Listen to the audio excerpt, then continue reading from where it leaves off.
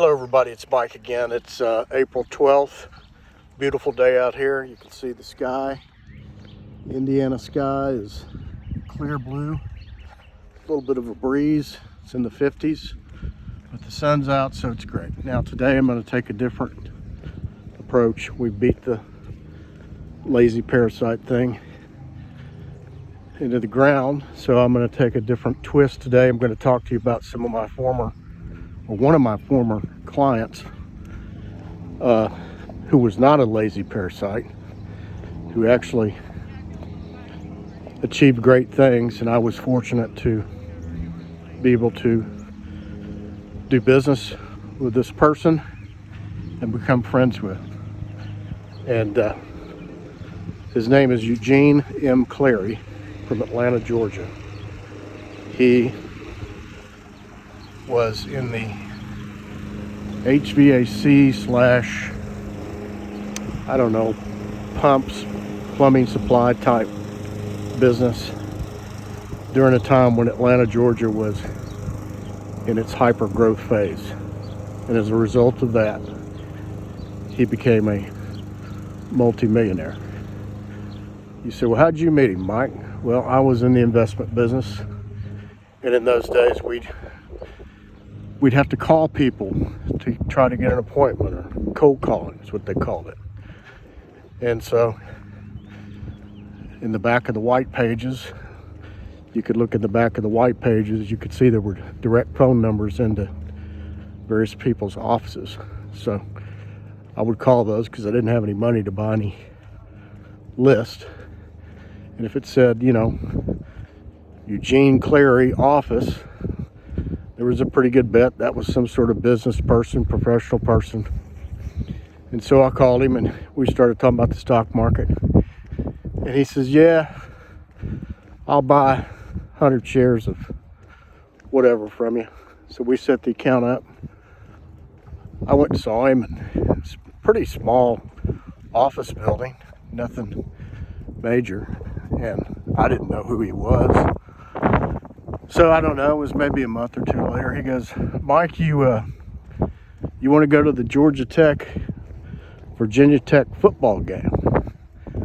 He says, I got a couple tickets for you and a parking pass.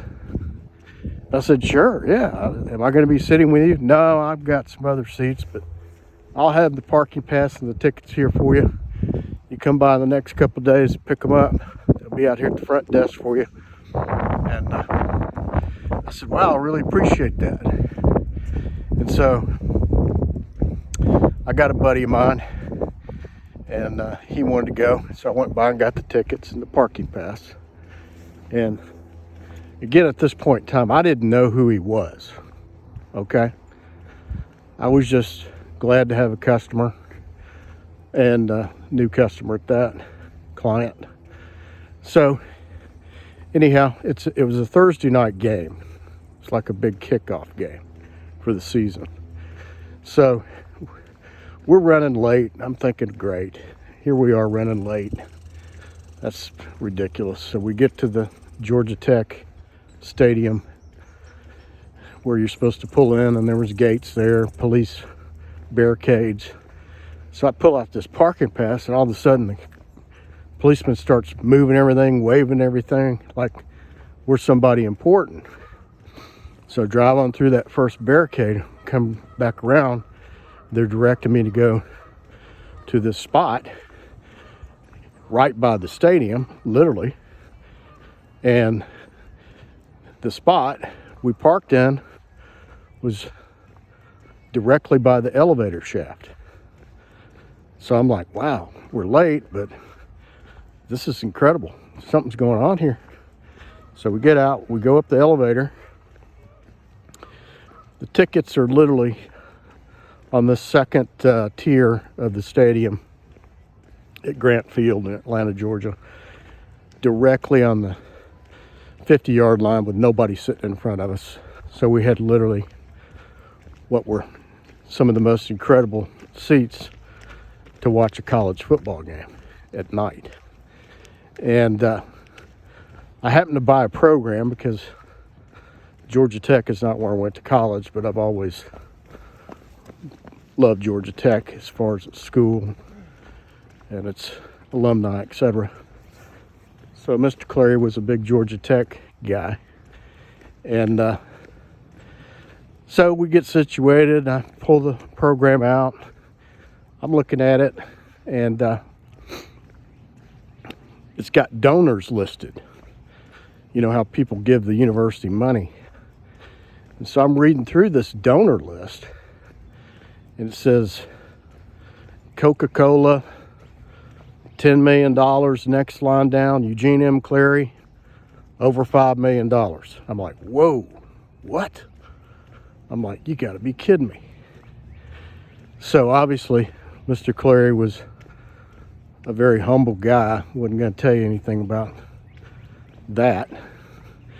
So we had a good time at the game, and then Monday I called him and thanked him, and I said, just out of curiosity, where were you sitting? He said, oh, Mike, you know, the university gave me a box up here by the president's box. And he goes, they've been real nice to me. He didn't say, hey, I gave a bunch of money. Of course, by now I'm getting the picture. And so after that, Mr. Clary, through the years, would invite me to go to his box, and ended up having, after I got married, having my first son. He invited me and my son to go to the games in his box, and he had a project that he was involved in at Georgia Tech called the Eugene M. Clary Success Center. And he called me one day and says, hey, I want to take you and your son and show you the Success Center that I helped put together.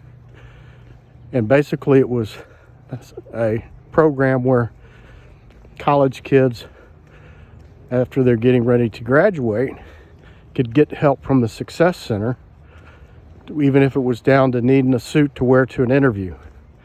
And also teaming up with alumni, and it was a theater there and all kind of different programs to help the kids get started in life with their career. And he was really proud of that. So this is just one of the stories I'm going to share. There's more, but Eugene M. Clary, of course, he's not alive today. This is many years ago, but he was very instrumental in my motivational thinking. And you know, his background before he got into that business and built it up, he was a basketball coach. He was also in the Army. I want to say until he was in his early 40s maybe. But another client of mine that he referred me to was a real estate broker. He told the story that Mr. Clary, upon getting ready to get out of the Army, called his buddy, and Mr. McGuire was his name, real estate broker. Mr. McGuire says, Gene, you need to buy this land. I know it's going to be a while before you get home from wherever he was stationed in the Army, but I'm telling you, you need to buy the land.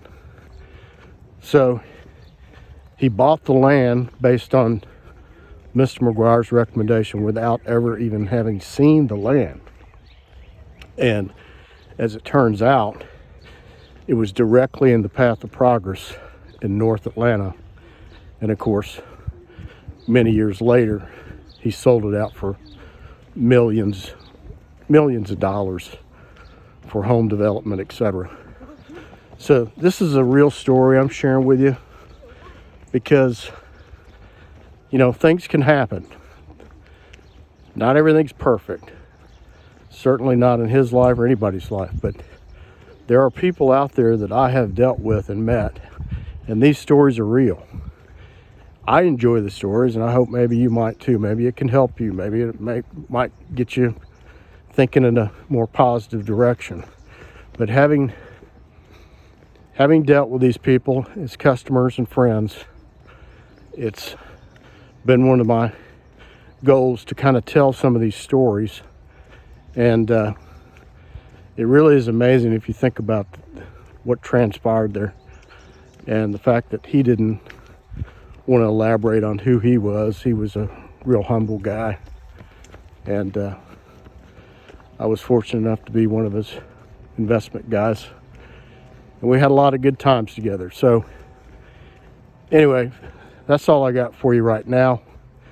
I've got other stories to tell along this line based on my former career in investments, and I want to share some of those stories as we move along here. If you like this content, subscribe to it, and spread the word.